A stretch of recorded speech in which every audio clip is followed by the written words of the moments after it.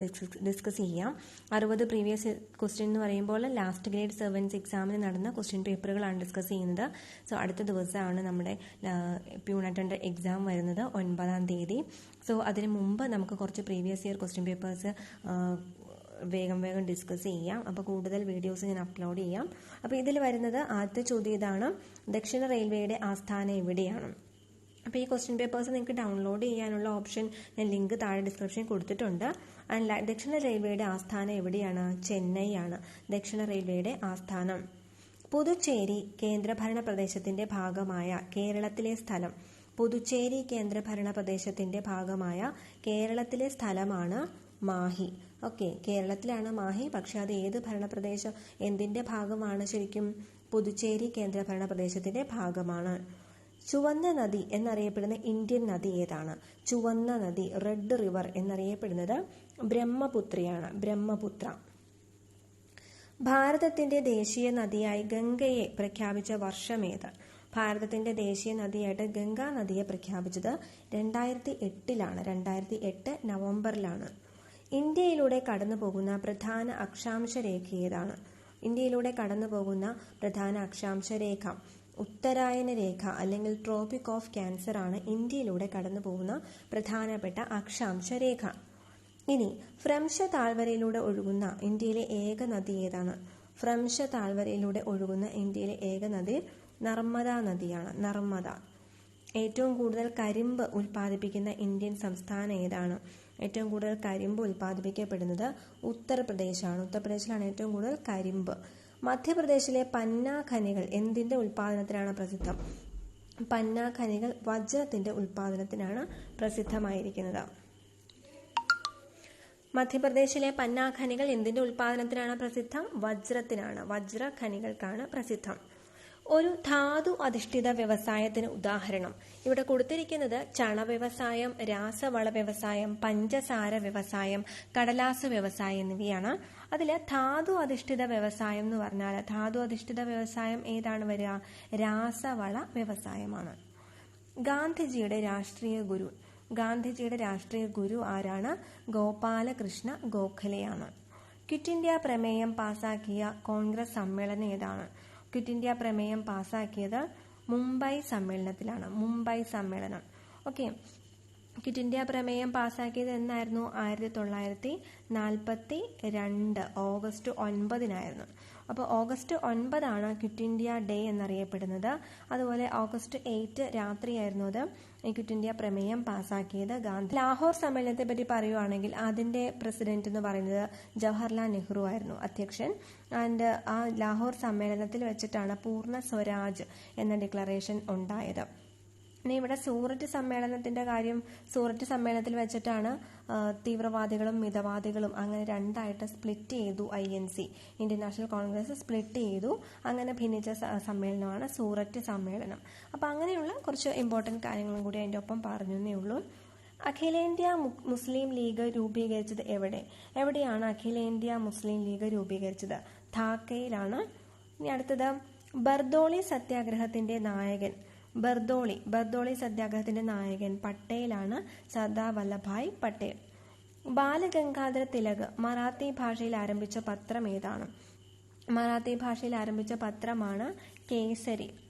Ghadar party രൂപീകരിച്ചത് ആരുടെ നേതൃത്വത്തിൽ? ഗദ്ദർ പാർട്ടി രൂപീകരിച്ചത് ഓപ്ഷൻ ബി ആണ്, ലാലാ ഹർദയാൽ. ലാലാ ഹർദയാലിന്റെ നേതൃത്വത്തിലാണ് ഗദ്ദർ പാർട്ടി നിർമ്മിച്ചത്. അടുത്തത് 1961 സൈനിക നീക്കത്തിലൂടെ ഗോവ മോചിപ്പിച്ചപ്പോൾ പ്രതിരോധ വകുപ്പിന്റെ ചുമതലയുള്ള മന്ത്രി ആരായിരുന്നു? പ്രതിരോധ വകുപ്പിന്റെ ചുമതലയുള്ള മന്ത്രിയായിരുന്നു ആരാണ്? VK കൃഷ്ണമേനോൻ. ഓക്കെ. ദുർഗേശ നന്ദിനി എന്ന ചരിത്ര നോവൽ എഴുതിയത് ആര്? ദുർഗേശ നന്ദിനി എന്ന ചരിത്ര നോവൽ എഴുതിയത് ആരാണ്? ദുർഗേശ നന്ദിനി എഴുതിയത് ബങ്കിം ചന്ദ്ര ചാറ്റർജി. ഭാഷാടിസ്ഥാനത്തിൽ രൂപീകരിക്കപ്പെട്ട ആദ്യ സംസ്ഥാനമായ ആന്ധ്രാപ്രദേശ് നിലവിൽ വന്ന വർഷം. ഭാഷാടിസ്ഥാനത്തിൽ അത് രൂപീകരിക്കപ്പെട്ടപ്പോൾ 1956-ലാണ്. 1953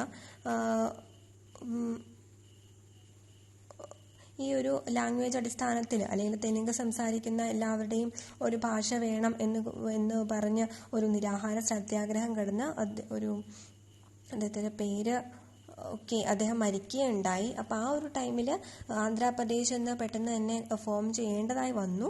അത് 1953 ഈ പറഞ്ഞത്. പക്ഷേ 1956 കറക്റ്റായിട്ടും റീഓർഗനൈസേഷൻ ആക്ട് പ്രകാരം, സ്റ്റേറ്റ് റീഓർഗനൈസേഷൻ ആക്ട് പ്രകാരം നിലവിൽ വന്നത് 1956 ഇന്ത്യയിൽ ഉൾനാടൻ ജലഗതാഗത അതോറിറ്റിയുടെ ആസ്ഥാനം. ഉൾനാടൻ ജലഗതാഗത അതോറിറ്റിയുടെ ആസ്ഥാനം നോയിഡയാണ്. നോയിഡ. രണ്ടാം പഞ്ചവത്സര പദ്ധതി ഊന്നൽ നൽകിയ മേഖല. രണ്ടാം പഞ്ചവത്സര പദ്ധതി ഊന്നൽ നൽകിയത് വ്യവസായത്തിനായിരുന്നു, അല്ലെങ്കിൽ ഇൻഡസ്ട്രിക്കായിരുന്നു. അപ്പോൾ രണ്ടാം പഞ്ചവത്സര പദ്ധതിയുടെ പേരെന്ന് പറയുന്നത് ഏതായിരുന്നു? രണ്ടാം പഞ്ചവത്സര പദ്ധതിയുടെ പേര് എന്തായിരുന്നു? മഹാലനോബിസ് മോഡൽ ആയിരുന്നു. ഒന്നാം പഞ്ചവത്സര പദ്ധതി അഗ്രികൾച്ചർ അല്ലെങ്കിൽ കൃഷിക്കായിരുന്നു ഇമ്പോർട്ടൻസ് കൊടുത്തത്. അത് ഹാരോൾഡ് ഡോമർ മോഡൽ ആയിരുന്നു. ഓക്കെ. മലയാള സർവകലാശാലയുടെ ആദ്യത്തെ വൈസ് ചാൻസലർ ആരാണ്? മലയാള സർവകലാശാല അതിൻ്റെ ആദ്യത്തെ VC എന്ന് പറയുന്ന K. ജയകുമാറാണ്. വേലുത്തമ്പി ദളവയുടെ അന്ത്യം കൊണ്ട് പ്രസിദ്ധമായ സ്ഥലം. വേലുത്തമ്പി ദളവ അന്ത്യം കൊണ്ടത് എവിടെയാണ്?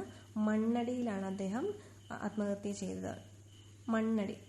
സൈലന്റ് വാലിയെ ദേശീയ ഉദ്യാനമായി പ്രഖ്യാപിച്ച വർഷം 1984 സൈലന്റ് വാലിയെ ദേശീയ ഉദ്യാനമായി പ്രഖ്യാപിച്ചത്. പൂക്കോട് തടാകം സ്ഥിതി ചെയ്യുന്ന ജില്ല ഏത്? പൂക്കോട് തടാകം സ്ഥിതി ചെയ്യുന്ന ജില്ല ഏതാണ്? പൂക്കോട്.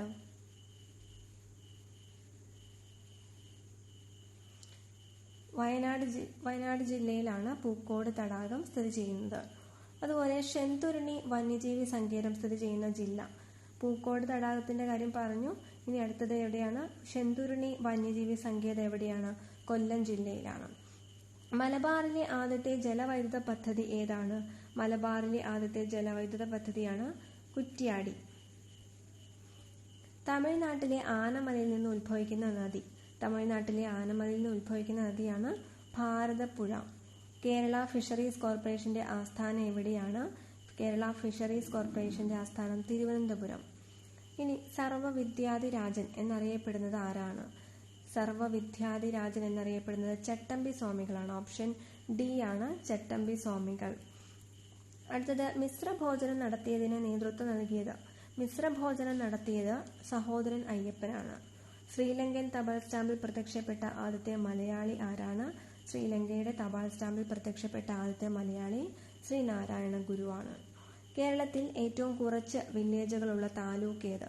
ഏറ്റവും കുറച്ച് വില്ലേജുകളുള്ള താലൂക്കാണ് കുന്നത്തൂർ താലൂക്ക്. ഇനി ലോക അത്ലറ്റിക് ചാമ്പ്യൻഷിപ്പിൽ മെഡൽ നേടിയ ഏക ഇന്ത്യൻ താരമാണ് അഞ്ജു ബോബി ജോർജ്. ഇനി VT ഭട്ടതിരിപ്പാട് പരിഷ്കരണ പ്രവർത്തനം നടത്തിയ കേരളീയ സമുദായം. VT ഭട്ടതിരിപ്പാട് പരിഷ്കരണം നടത്തിയത് ഏത് സമുദായത്തിലാണ്? നമ്പൂതിരി സമുദായത്തിലാണ്. ഇനി ഗാന്ധിജി വൈക്കത്ത് എത്തിയ വർഷം ഏതാണ്? കേരള ഗാന്ധി എന്ന അപരനാമത്തിൽ അറിയപ്പെടുന്ന സ്വാതന്ത്ര്യ സമര സേനാനി. കേരള ഗാന്ധി എന്നറിയപ്പെടുന്നത് ആരാണ്? കേരള ഗാന്ധി K. കേളപ്പനാണ്. വൈക്കം സത്യാഗ്രഹത്തോട് അനുബന്ധിച്ച് സംഘടിപ്പിച്ച സവർണ ജാഥ അതിന് നേതൃത്വം നൽകിയ മഹാൻ ആരാണ്? അത് മന്നത്ത് പത്മനാഭനാണ്. മന്നത്ത് പത്മനാഭൻ അദ്ദേഹമാണ് കേരളത്തിന്റെ മദൻ മോഹൻ മാളവ്യ. ഗാന്ധിജി വൈക്കത്തെത്തിയ വർഷം ഏതാണ്? 1925. ഓപ്ഷൻ B ആണ് കറക്റ്റ് ആൻസർ. 1925 ഗാന്ധിജി വൈക്കത്ത് എത്തിയത്. അടുത്തത് കേരള ഗാന്ധി എന്നറിയപ്പെടുന്നത് K. കേളപ്പൻ. ഇനി സവർണ ജാഥ നടത്തിയത് ആരാണ്? ശ്രീ മന്നത്ത് പത്മനാഭൻ. ഇനി ആരുടെ നേതൃത്വത്തിലാണ് ഹോം റൂൾ ലീഗിന്റെ ഒരു ശാഖ 1916 മലബാറിൽ ആരംഭിച്ചത്? 1916 ഹോം റൂൾ ലീഗിന്റെ ശാഖ ആരംഭിച്ചത് KP കേശവമേനോന്റെ നേതൃത്വത്തിലാണ്. ഇന്ത്യൻ നാഷണൽ കോൺഗ്രസിന്റെ അമരാവതി സമ്മേളനത്തിൽ അധ്യക്ഷത വഹിച്ചത് ആരാണ്? അത് മലയാളി ആരാണ്? C. ശങ്കരൻ നായരാണ് അമരാവതി സമ്മേളനത്തിൽ, ഇന്ത്യൻ നാഷണൽ കോൺഗ്രസിന്റെ അമരാവതി സമ്മേളനത്തിൽ അധ്യക്ഷത വഹിച്ച മലയാളി. അയ്യങ്കാളി സ്മാരകം സ്ഥിതി ചെയ്യുന്നത് എവിടെ? അയ്യങ്കാളി സ്മാരകം എവിടെയാണ്? അദ്ദേഹത്തിൻ്റെ നാട്ടിലായ വെങ്ങാനൂരാണ് അയ്യങ്കാളി സ്മാരകം ഉള്ളത്. ഇന്ത്യയിൽ ഫ്ലാഗ് കോഡ് നിലവിൽ വന്നത് ഇതിൽ ജനുവരി 26 കോമൺ ആയിട്ട് പറഞ്ഞാൽ ഇന്ത്യയിൽ ഫ്ലാഗ് കോഡ് നിലവിൽ വന്ന വർഷം നോക്കിയാൽ മതി. 2002 ഫ്ലാഗ് കോഡ് നിലവിൽ വന്നത്. കണക്റ്റിംഗ് ഇന്ത്യ താഴെ പറയുന്നവയിൽ ഏതിൻ്റെ മുദ്രാവാക്യമാണ്? കണക്റ്റിംഗ് ഇന്ത്യ എന്ന് പറയുന്നത് BSNLന്റെ മുദ്രാവാക്യമാണ്. ജനഗണമനയെ ഇന്ത്യയുടെ ദേശീയ ഗാനമായി അംഗീകരിച്ചത് എന്നാണ്? 1950 ജനുവരി 24 ജനഗണമനയെ ഇന്ത്യയുടെ ദേശീയ ഗാനമായിട്ട് അംഗീകരിച്ചത്. റിപ്പബ്ലിക് ഡേക്ക് 2 ദിവസം മുമ്പ്. മൗലിക അവകാശങ്ങളെക്കുറിച്ച് പ്രതിപാദിക്കുന്ന ഭരണഘടനയിലെ ഭാഗം ഏതാണ്?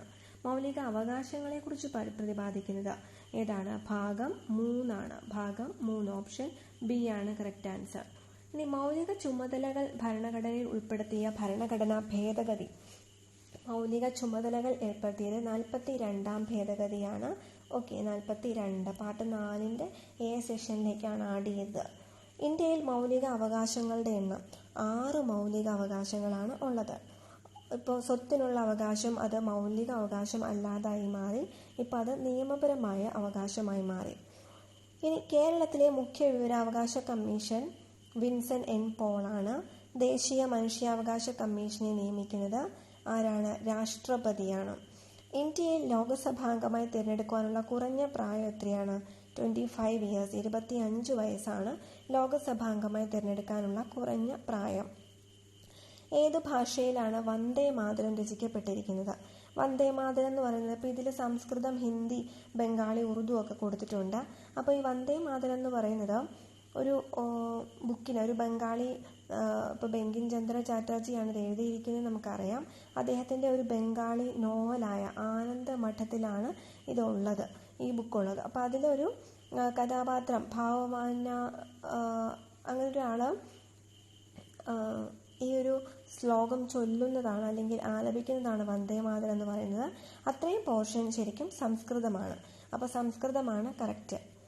ദക്ഷിണേഷ്യൻ രാജ്യങ്ങൾക്കുള്ള സമ്മാനമായി ഇന്ത്യ വിക്ഷേപിച്ച ഉപഗ്രഹം ഏതാണ്? അത് GSAT-9 ആണ്. ഇതിനകത്ത് 2015-16 വർഷത്തെ ജില്ലാ പഞ്ചായത്തിലുള്ള സ്വരാജ് ട്രോഫി. അപ്പോൾ ഇപ്പോൾ അത് ലേറ്റസ്റ്റ് ആണ് ചോദിക്കുള്ളൂ, അത് ഇതായി പോയി. 2017 അന്താരാഷ്ട്ര പരിസ്ഥിതി ദിനാഘോഷത്തിന് ആതിഥേയത്വം വഹിച്ചത് അന്ന് കാനഡയായിരുന്നു. സംസ്ഥാന ഭരണപരിഷ്കാര കമ്മീഷൻ ചെയർമാൻ VS അച്യുതാനന്ദനാണ്.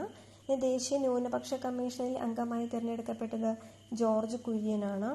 2017 പ്രഥമ ONV പുരസ്കാര നേതാവ് സുഗതകുമാരിക്കാണ് ആദ്യമായിട്ട് 2017 ONV പുരസ്കാരം ലഭിക്കുന്നത്. സംസ്ഥാന ചലച്ചിത്ര അക്കാദമി ചെയർമാൻ ഈ കൊടുത്തിരിക്കുന്നതിൽ ഓപ്ഷൻ D ആണ്, കമലാണ്. താഴെ പറയുന്നവയിൽ റിസർവ് ബാങ്ക് ഓഫ് ഇന്ത്യയുടെ ഗവർണർ ഇപ്പോൾ ഊർജിത് പട്ടേൽ ആയിരുന്നു ഈ എക്സാം നടക്കുന്ന സമയത്ത്. പക്ഷേ ഇപ്പം ആരാണ്?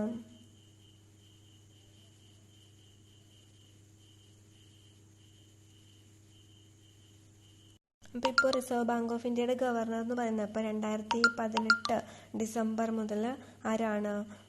ശക്തികാന്ത ദാസ് ആണ് റിസർവ് ബാങ്ക് ഓഫ് ഇന്ത്യയുടെ ഗവർണർ എന്ന് പറയുന്നത്. ഓക്കെ, സോ ഇത്രയും ആണ് നമ്മൾ ഇതിനകത്ത് ഡിസ്കസ് ചെയ്തിരിക്കുന്നത്. സർക്കാർ ആശുപത്രികളുടെ നവീകരണത്തിനായി കേരള സർക്കാർ നടപ്പിലാക്കിയ പദ്ധതി ലൈഫും കറക്റ്റാണ്, ആർദ്രവും കറക്റ്റാണ്. ഇനി 2017 അണ്ടർ-17 ഫുട്ബോൾ വേൾഡ് കപ്പിന് വേദിയായത് ഇന്ത്യയാണ്. അപ്പോൾ അതൊക്കെ കഴിഞ്ഞു. So thank you so much for watching this lesson.